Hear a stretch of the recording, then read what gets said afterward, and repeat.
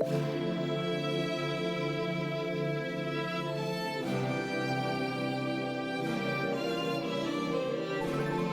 اللہ الرحمن الرحیم۔ السلام علیکم۔ کائنات ہست و بود میں اللہ رب العزت کی تخلیق کے مظاہر ناقابل شمار ہیں۔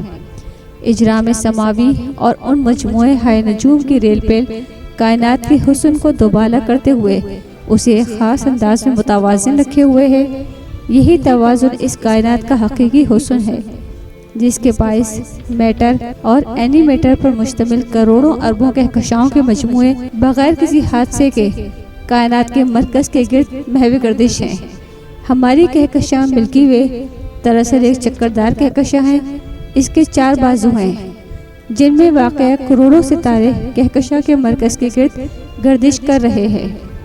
سورج بھی اپنے ساتھی ستاروں کے ساتھ کہکشاں کے مرکز سے 30,000 نوری سال کے فاصلے پر اورین آرم میں واقع ہے اور کہکشاں کے مرکز کے گرد 22 کروڑ سال میں اپنا ایک چکر پورا کرتا ہے۔ سورج کی اس گردش کو اللہ رب العزت نے قرآن مجید میں یوں بیان فرمایا ہے: اور سورج اپنے لیے مقررہ کردہ راستے پر چلتا ہے، یہ راستہ غالب علم والے اللہ کا مقرر کردہ ہے۔ سورہ یاسین۔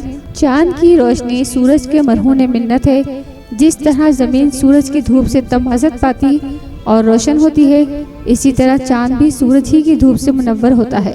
اللہ تعالیٰ نے علم و عرفان سے آری دور کے متبادل نظریات کے خلاف قرآن مجید میں سورج کے لیے روشنی دینے والا اور چاند کے لیے روشن کیے جانے والے کا الفاظ فرمایا ہے۔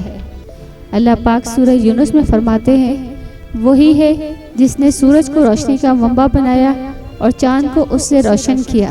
حضرت ابو مسعود رضی اللہ تعالیٰ عنہ سے روایت ہے کہ رسول اللہ صلی اللہ علیہ وسلم نے فرمایا: سورج اور چاند کو کسی کی موت کی وجہ سے گرہن نہیں لگتا، بلکہ یہ تو اللہ تعالیٰ کی نشانیوں میں سے 2 نشانیاں ہیں۔ جب ایسا دیکھو تو نماز پڑھا کرو۔ سائنسی اعتبار سے کہا جاتا ہے کہ زمین کے گرد چاند گردش کرتا ہے اور چاند زمین کی طرح تاریک ہے۔ وہ سورج سے روشنی حاصل کرتا ہے۔ جب وہ سورج کے گرد گردش کرتے ہوئے سورج اور زمین کے درمیان آ جاتا ہے تو سورج کی روشنی زمین پر پہنچنے سے رک جاتی ہے، جس سے سورج گرہن واقع ہوتا ہے، اور جب زمین درمیان میں آ جاتی ہے اور وہ چاند پر روشنی نہیں پڑنے دیتی تو چاند گرہن واقع ہو جاتا ہے۔ زمانہ جاہلیت میں سمجھا جاتا تھا کہ کسی شخص کی موت یا کسی بڑے حادثے پر سورج یا چاند کو گرہن لگتا ہے۔ برّ صغیر میں لوگوں کا خیال ہے کہ اس موقع پر حاملہ عورتیں چھری وغیرہ کا استعمال نہ کریں، کیونکہ گرہن کے وقت ان کے پیٹ میں موجود بچے کا ہونٹ وغیرہ کٹ جاتا ہے۔ حالانکہ حقیقت سے اس کا کوئی بھی تعلق نہیں ہے، نہ شرعی اعتبار سے اور نہ ہی سائنس کے اعتبار سے۔ یہ صرف لوگوں کا وہم و گمان ہے اور جاہلانہ بات ہے۔ ہمارا یہ ایمان اور عقیدہ ہے کہ شریعت اسلامیہ میں زندگی گزارنے کا مکمل طریقہ بیان کیا گیا ہے۔ اگر واقعی اس موقع پر حاملہ عورت کے لیے چھری وغیرہ کا استعمال کرنا نقصان دہ ہوتا تو پوری کائنات کے نبی حضرت محمد مصطفیٰ صلی اللہ علیہ وسلم اللہ کے حکم سے اس کے متعلق احکام ضرور بیان فرماتے۔ رواں ماہ پاکستان میں چاند اور سورج دونوں کو گرہن لگے گا۔ آج پاکستان میں چاند گرہن 5 اور 6 جون کے درمیانی شب کو ہوگا۔ چاند گرہن کا آغاز 10:45 پر ہوگا، جبکہ 12:25 پر چاند گرہن اپنے عروج پر ہوگا اور 2:05 پر ختم ہو جائے گا۔ ڈائریکٹر اسپا جاوید اقبال کا کہنا تھا کہ چاند گرہن پاکستان، یورپ، ایشیا کے بیشتر حصوں میں دیکھا جا سکے گا۔ آسٹریلیا، افریقہ، جنوبی امریکہ سمیت دیگر ممالک میں بھی چاند گرہن دیکھا جا سکے گا۔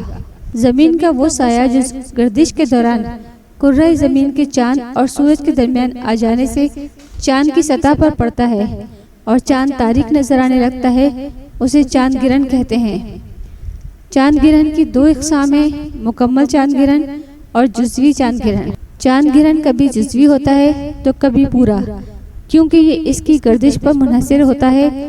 چونکہ زمین اور چاند دونوں سورج سے روشنی حاصل کرتے ہیں، اس لیے زمین سورج کے گرد اپنے مقررہ مدار پر گھومتی ہے اور چاند زمین کے گرد اپنے مدار پر گھومتا ہے۔